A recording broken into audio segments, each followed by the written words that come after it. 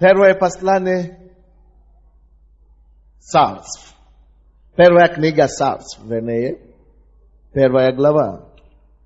С 1 по 18 стихи. Но я не буду читать все. Вы знаете, что у нас сегодня служение какое? Завета. Что такое служение завета? Служение завета – это когда мы молитвенно, в молитве заключаем завет с нашим Богом. Вы слушайте меня внимательно. Бог есть Бог завета. Мы видели его в Ветхом Завете.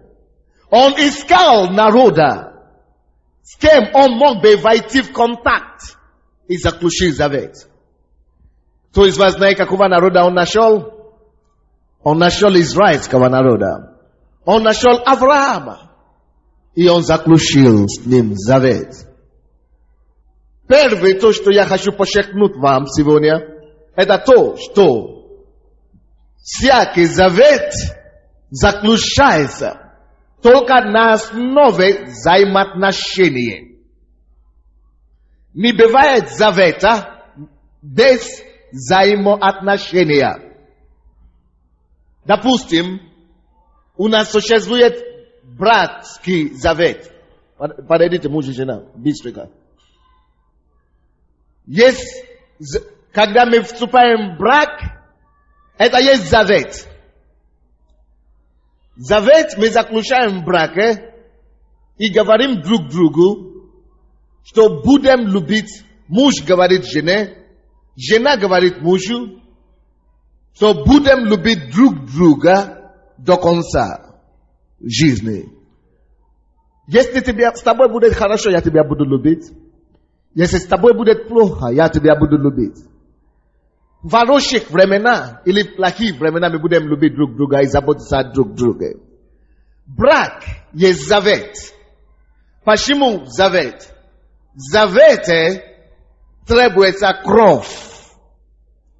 В браке это отношение кровное. Мы все это понимаем. Поэтому Бог утвердил это одной из причин. Почему у нас существует секс как самое большое выражение любви. Потому что при сексе получает, мы имеем обмен крови. Завет. Секс – это Божий способ для мужа и жены напоминать друг другу о своем жизненном завете. Вот почему мы не имеем прелюбодеяние, мы не имеем, любовные отношения или секс с другой женщиной, с кем у нас нету завета. Поэтому мы не прелюбодействуем, мы не блудим с другими людьми, с кем мы не в завете.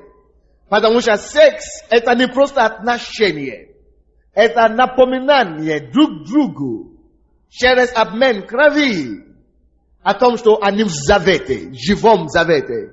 Кровь, когда кровь обменивается, это значит жизнь обменивается. Жизнь ее переходит в него, жизнь его переходит в нее, это есть взаимоотношение. Спасибо большое. Любой завет строится на основании взаимоотношения. Если нет взаимоотношения, не может быть завета. Допустим, прежде чем Бог заключил с Авраамом завет, он сначала явил себе Авраама. Он явил себе Авраама в 12 главе Бытие. А потом, 17 и 22 главе, он приложил Авраам заключить с ним завет.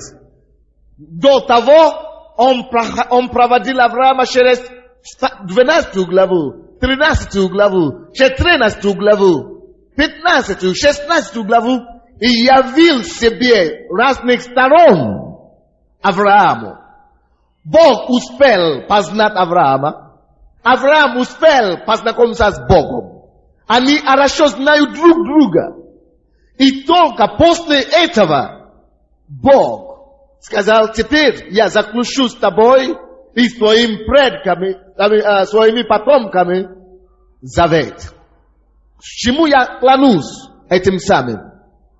Слушайте внимательно, пожалуйста, братья и сестры.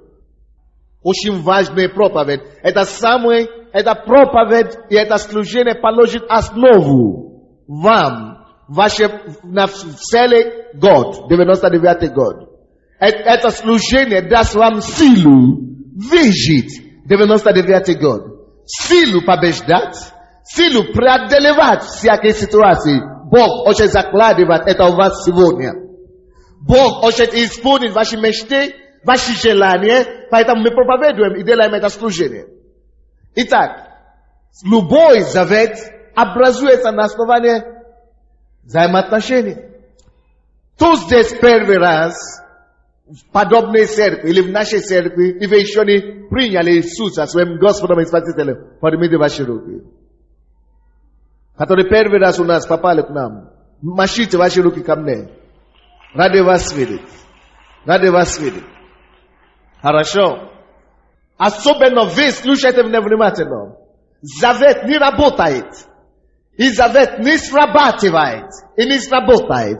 Если нет взаимоотношения между вами и живым Богом. Личное взаимоотношение. Вы слушаете меня? Бог познакомил, Он явил себе Аврааму. И Бог сегодня проявит себе вам. Бог явит себе вам. И поможет вам заключить этот завет. Чтобы это смогло работать. Сегодня мы будем проповедовать не о совете Авраама. Я хочу проповедовать сегодня о завете Анны. Завет, я называю проповедь так. Завет Анны. Это место Писания, которое мы читаем, первая книга Царств, первая глава. Мы видим, что есть отношение между Анной и Богом. 10 и 11 стихи мы читаем такие стихи. И была Анна в скорби души, и молилась Господу, и горько плакала, и дала обет, говоря: Господи Саваоф, если ты презришь на скорбь раби твоей, и вспомнишь обо мне, и не забудешь раби твоей, и дашь раби твоей дитя мужеского пола, то я отдам его Господу на все дни жизни его. И бритва не коснется головы его. Между тем, как она долго молилась перед Господом, или смотрел на уста ее. Посмотрите на то, что мы видим здесь. Я вам докажу здесь, что Анна имеет хорошие отношения с Богом. Во-первых, она поехала поклониться Богу. И написано, что они это всегда делали всей семьей. Ходили поклоняться Господу. Ты должен ходить с Богом. И постоянно жить жизнью поклонения Богу. Не раз в году ходил в церковь. Не на Новый год ходил в церковь. Хотя бы даже сам Бог создал весь мир 6 дней, и 7-й день Он отдохнул. И Бог создал 7-й день воскресенья или суббота для себя, чтобы посвятили хотя бы 1 день Ему. Бог требует, чтобы каждое творение Божье, каждый человек, мужчина и женщина, чтобы мы поклонялись Богу хотя бы раз в неделю официально в церкви. Жить жизнью поклонения. Что такое жизнь поклонения? Это значит, каждый день мы поклоняемся Господу в молитвах. Мы встаем утром и говорим: Господь, спасибо Тебе. Я благодарю Тебя за этот день. Ты идешь передо мной в этот день. Ты меня охраняешь в этот день. Я благодарю Тебя, что Ты меня защитил в этот день. Я пускаю Тебя впереди в этот день. Я пускаю Тебя впереди моих детей в этот день. Впереди моих родственников в этот день. Вы понимаете, каждый день требует общения с Богом. Посмотрите, какое отношение было у Анны с Богом. Написано, она молилась так страстно и так сильно, что даже сам священник подумал, что она с ума сошла. Сам священник думает, что она ненормальная. Потому что ее отношение с Богом, она не была пассивное. Она не была чего? Не была пассивное. Она была страстное. Горящее отношение с Богом. Это есть самая главная заповедь, которую Бог нам дал. Возлюби Господа Бога твоего всем сердцем твоим, всем разумением твоим, всей крепости твоей и всей душой твоей. Бог требует страстное служение Ему. В этом 99-м году я обращал ко всем членам Церкви Слова Веры. Примите твердое решение служить Богу страстно, всем сердцем, всей душою, всей крепостью и всем разумением. Это первый урок. На основании этого завет, который вы сегодня заключите с ним, вы сможете быть уверены, что он тогда состоится и совершится, этот завет. И Анна не просто страстно служила Господу, она имеет интимное отношение с Богом. Потому что она, кроме того, что она служила, когда все были там, она еще от отдельности, она сама отделилась. Когда другие люди уже ушли, она нашла место и время, чтобы одной побыть с Богом наедине. И один на один общалась с Богом. У тебя должна быть интимная жизнь с Богом. Когда ты лично в закрытой комнате, кроме в церкви, кроме на собрании, кроме на домашней группе, ты должен искать возможности каждый день общаться интимно с Богом. Это должно быть личное отношение, страстное отношение, сильное интимное отношение с Богом. На основании подобное откровение, которое включает в себе сердце, отношение, которое подключает в себе волю, разумение, крепость и всей душой. На основе такого отношения Бог принимает завет.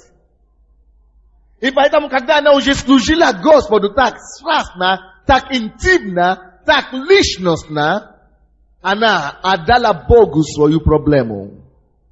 И какая была у нее проблема? Вы все знаете эту историю, наверное. Она была первая жена у мужа. Она была первая. Но она не могла иметь детей. А в то время, как бы было принято в обществе иметь многоженство. И вы знаете, что муж делал? Слава Богу, что он ее не бросил. Некоторые бы бросили сегодня. Но он не бросил, но он сделал, может быть, еще хуже, кто его знает. Или тоже не совсем хороший тоже. Он пошел и взял себе другую женщину. Как будто это Анна виновата. И хорошо. Это было обидно для Анны. Но еще было более обидно то, что эта другая женщина, старая жена, начала рожать.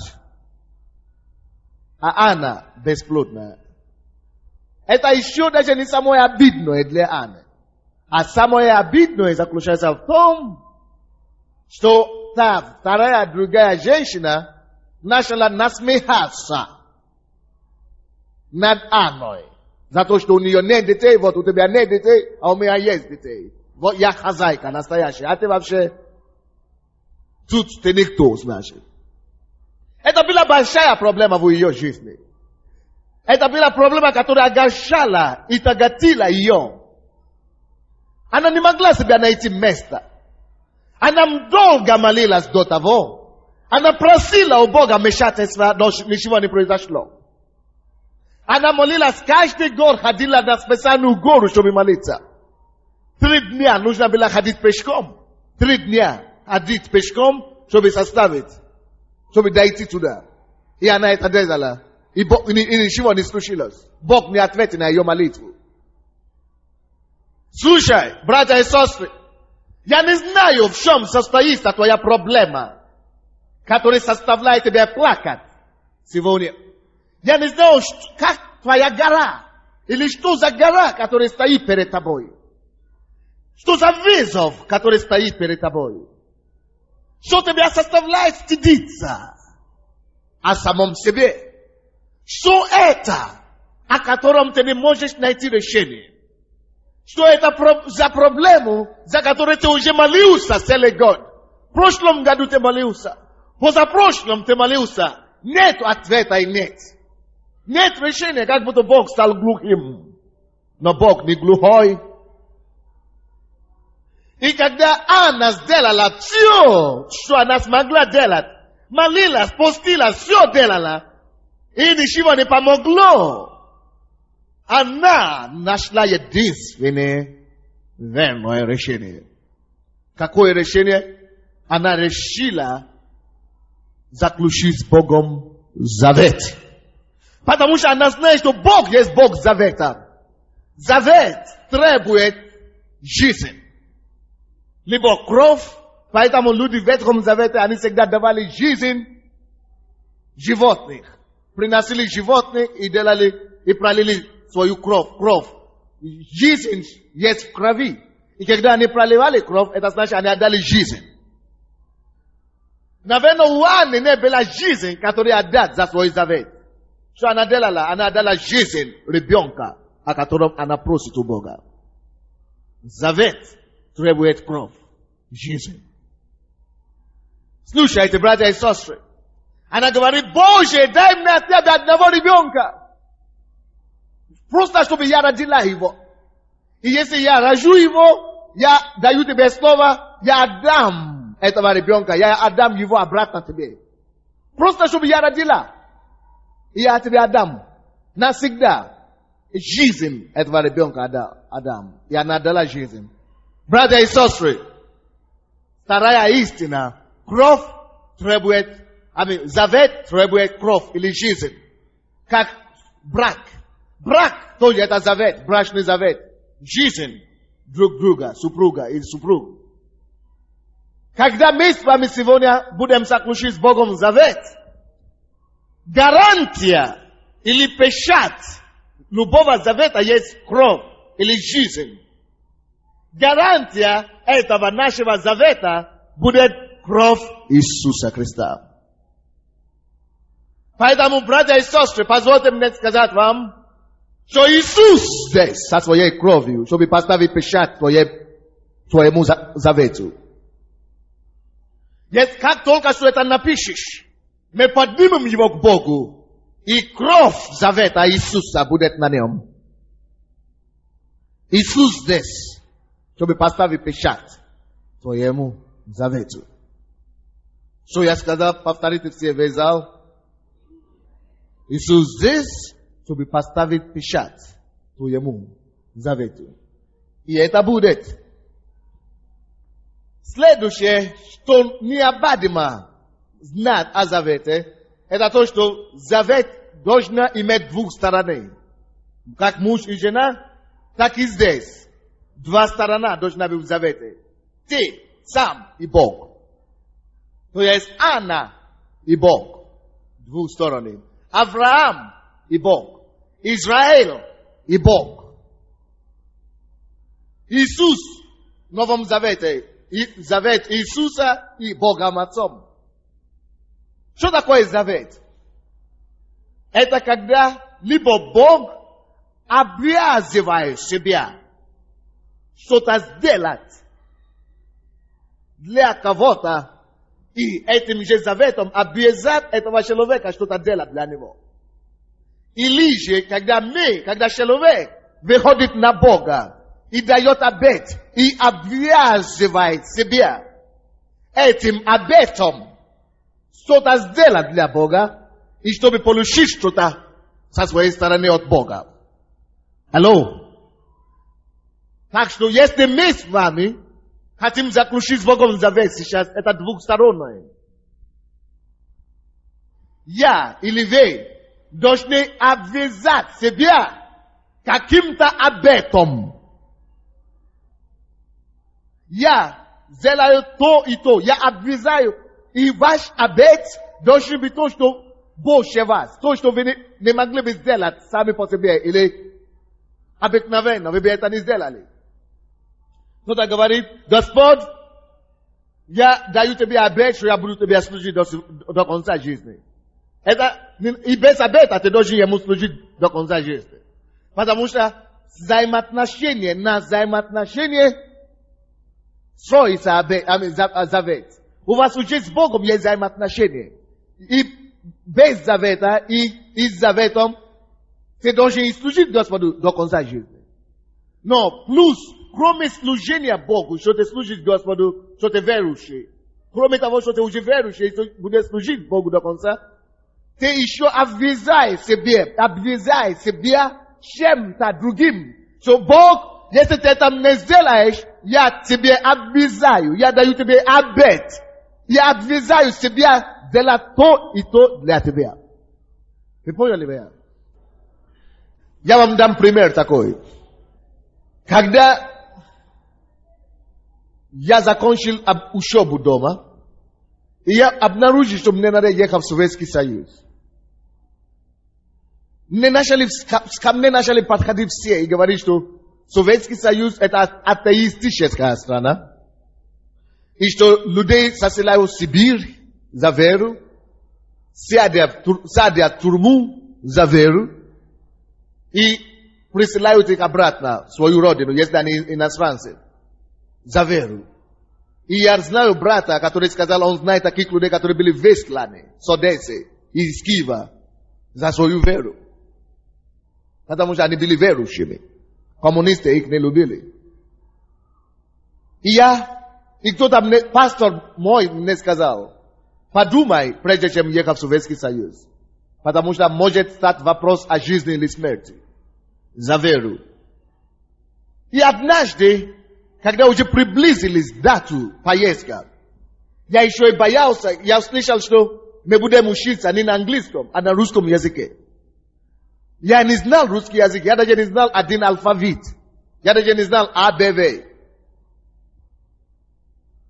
И как приблизились эти дни, страх Божий, огромный страх захватил меня.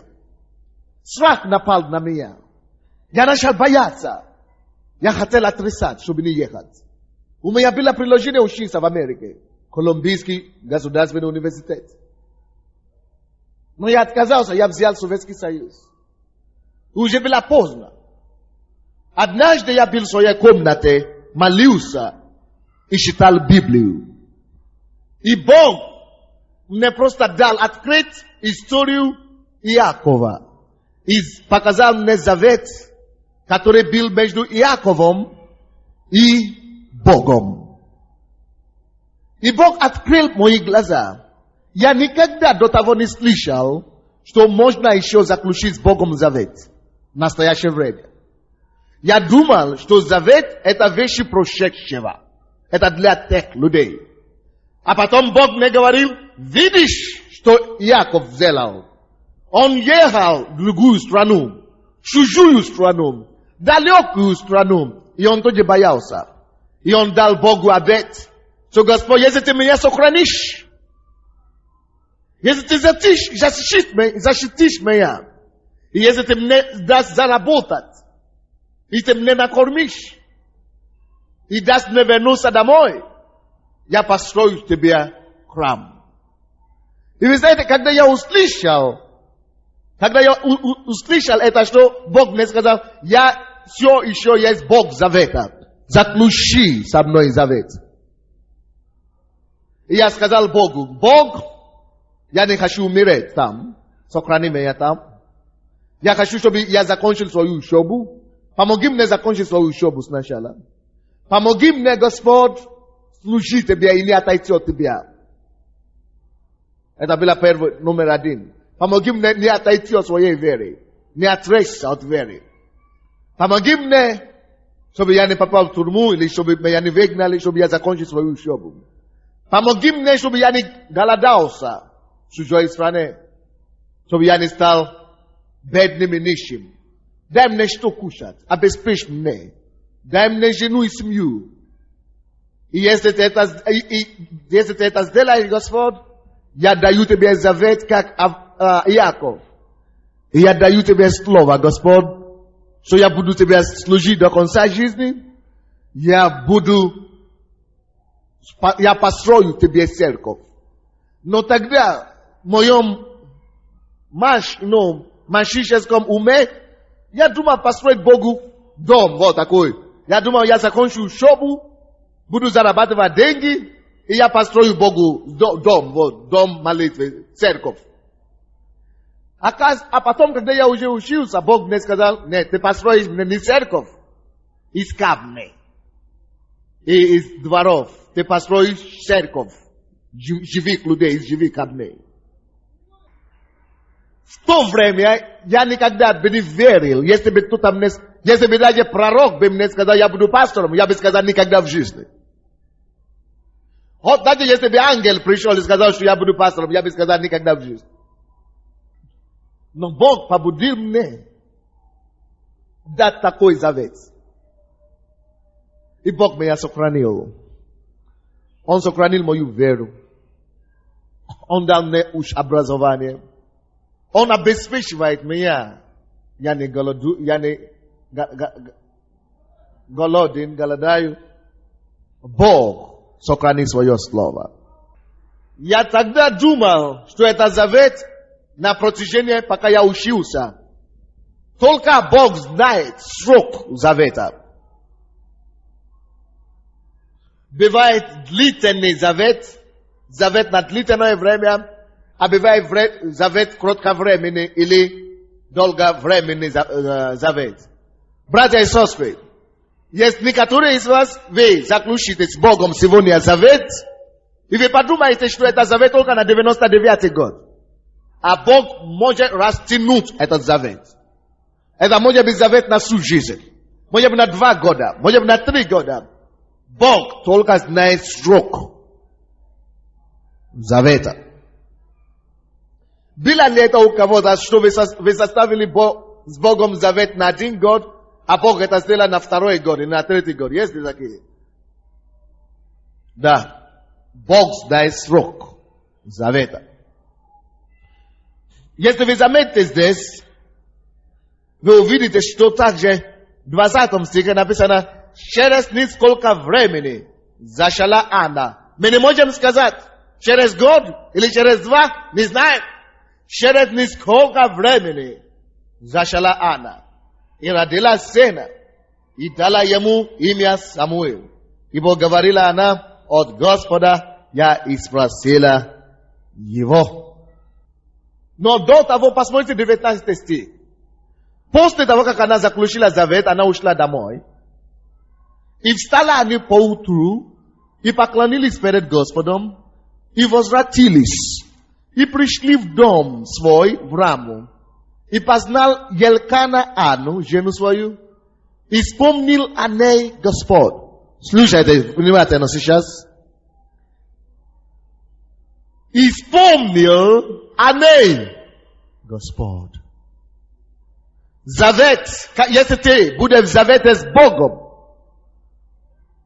этот завет ставит Бога и тебя в таком положении, что ты можешь быть уверен, что Господь занимается этим делом. Рано или поздно Господь вспомнит. Господь исполнит, значит. Господь не забывает, не завета. Завет – это то, что Бог обвязал себя. Или ты обвязал себя, и Бога обвязал. Бог не забывает завета. Напишите себе это, или запомните, Бог не забывает завет. Бог не забывает завет. Так что завет, который вы заключите с Богом сегодня, Бог не забудет. Он исполнит. Еще одно, что нужно для завета. В завете.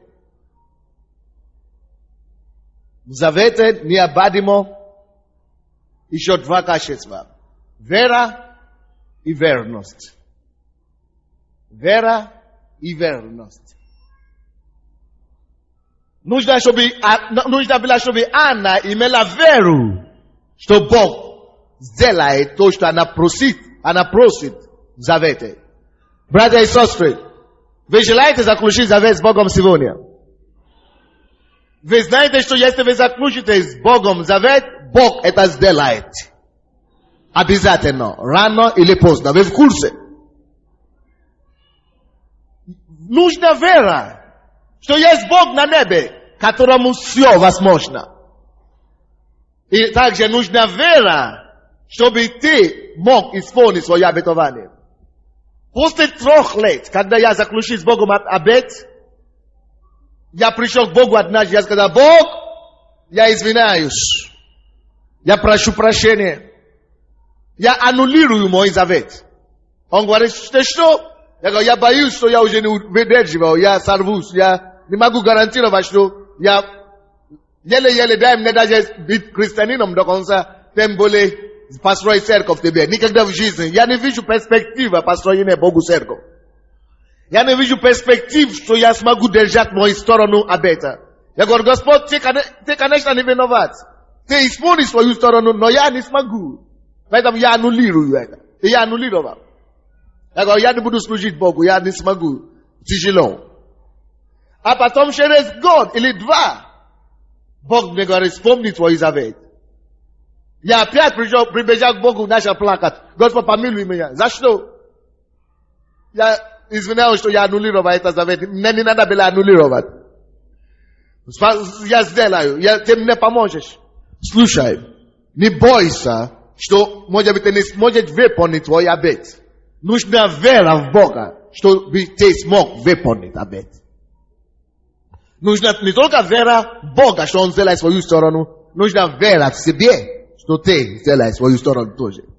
Потому что, когда мы обвязаем себе в завете, мы обвязаем себе делать то, что мы бы не могли делать. По своей силе и по своей плоти, мы сами не в состоянии это делать. Но потому что Бог в завете с нами, Он даст нам силу и выполнит свой обет. Скажи твоему соседу: Бог тебе даст силу выполнить свой обет. 17-18 стихи. Давайте посмотрим, как это было в жизни Анны. И отвечал Или и сказал: иди с миром, и Бог Израилев исполнит прощение твое, чего ты просила у него. Она же сказала: да найдет раба твоя милость в ушах твоих. И пошла она в путь свой, и ела, и лицо ее не было уже печально, как прежде. Что это такое? Она пошла, раньше она не могла кушать. Она печалилась раньше.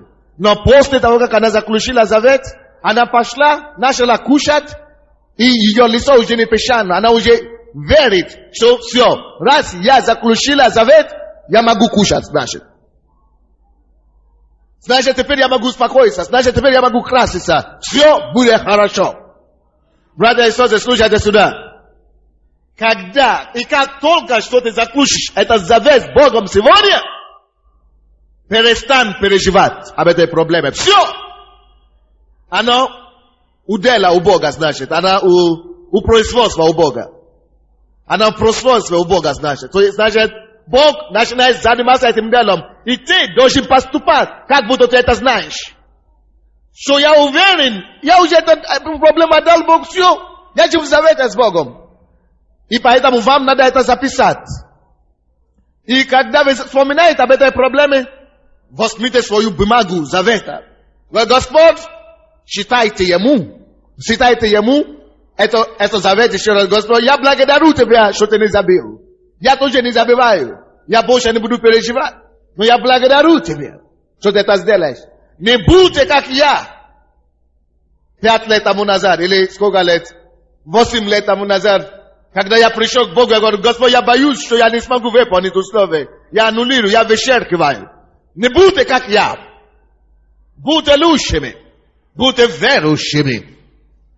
И будьте верными. И сейчас я прошу вас, достаньте свою бумагу. Свои бумаги. И достаньте также свою ручку. Не больше две просьбы. Не больше, чем двух просьб. О чем ты хочешь просить у Бога? Послушайте внимательно сюда сначала. Послушайте, как Анна это сделала. Послушайте, как Анна это сделала. И была 10 стиха, и была она в скорби души, и молилась Господу, и горько плакала, и дала обет, говоря: Господи Саваоф, если ты презришь на скорбь рабе твоей, и вспомнишь обо мне, и не забудешь рабе твоей, и дашь рабе твоей дитя мужского рода, то я отдам его Господу на все дни жизни его, и бритва не коснется головы его. Значит, если ты, Господь, это два условия, ты обрезаешь Бога, чтобы он что-то делал для тебя, потому что он есть Бог завета. Он говорит, что напомните мне мое слово. Он говорит, что бросайте мне весом. Принесите ваши аргументы мне. Бог это говорит. И он говорит, я сделаю. Вы обвязаете Бога, и вы обвязаете себя также. Вы поняли? Потому что завет не действует, если нет наличия отношений, взаимоотношений. И я прошу всех, которые первый раз в нашей церкви еще раз, вы еще не заключили с Богом завет, служить Ему до конца жизни. Вот первый завет, который нужно заключить. Нужно раскаяться во всех своих грехах. Иисус Христос, Сын Божий, Он умер. Поэтому эти люди стоят здесь. Он воскрес из мертвых. Он спас нашу грешную душу. Он умер за твои грехи. Есть рай. Есть ад, от которого нужно отказаться. Бог никого не посылает в ад. Мы сами идем в ад, когда мы отказываемся принять Иисуса своим Господом и Спасителем. Все, которые первый раз в нашей церкви и еще не приняли Иисуса, еще не покаялись в своих грехах, еще раз я обращаюсь к вам. Поднимите, пожалуйста, все ваши руки и машите мне рукой. Если вы сидите, встаньте, пожалуйста. Все, которые первый раз пришли в церковь, встаньте. И если вы стоите, поднимите свою руку одну Богу. Теперь все соседи, люди, которые впереди и сзади, которые верующие уже, впереди и сзади, подойдите ко всем этим людям, которые поднимают руку. Подойдите ко всем. Подойдите ко всем, кто поднимал руку. Держите вашу руку, пожалуйста, если вы первый раз. Держите вашу руку вверх. Все, которые верующие возле них, впереди, сзади, подойдите и возьмите за них. Подойдите к ним и подержите их. Опускайте вашу руку. Ко всем подошли? Если ко всем подошли, хорошо. Опустите руки и продолжайте стоять. Я прошу все церковь, особенно все, которые первый раз, закройте, пожалуйста, ваши глаза. И я вам дам 2 минуты, чтобы раскаяться во всех своих грехах. Вы здесь сейчас стоите перед Богом. Вам нужно раскаяться во всех своих грехах.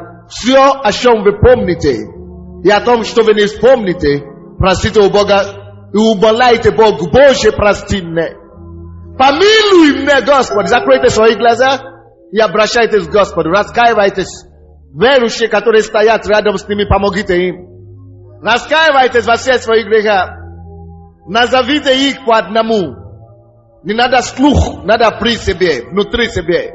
Раскаивайтесь во всех своих грехах и просите, чтобы кровь Иисуса очистила вас. Чтобы кровь Иисуса омыла вас.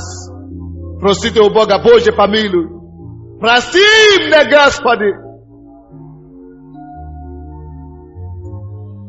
Раскаивайтесь. Исповедуйте каждый грех. Простите у него, чтобы он простил, чтобы он очистил, чтобы он спасал вас. Раскаивайтесь. Раскаивайтесь. И отдайте Богу слово, что вы будете ему служить до конца жизни. Дайте Богу слово. Господи, я тебе буду служить. Я тебе буду служить до конца дней моих.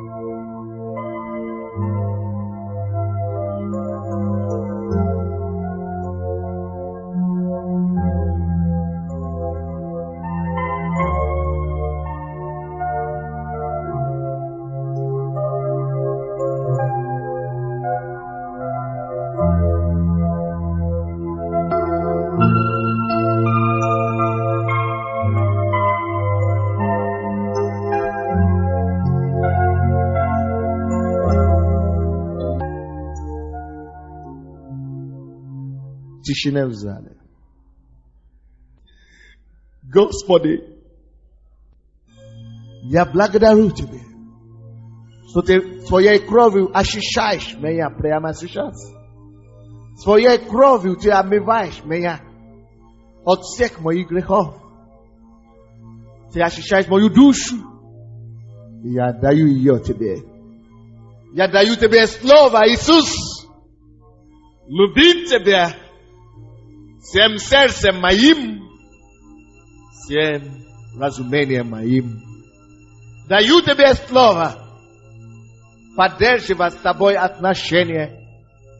Не в раз в году, даже не в раз в месяц, но каждый день ходить с Тобой, служить Тебе и поклоняться Тебе. Иисус, добро пожаловать в мою жизнь. Дьявол, прощай. Я благодарен. Во имя Иисуса Христа. Аминь. Дайте оплески Иисусу.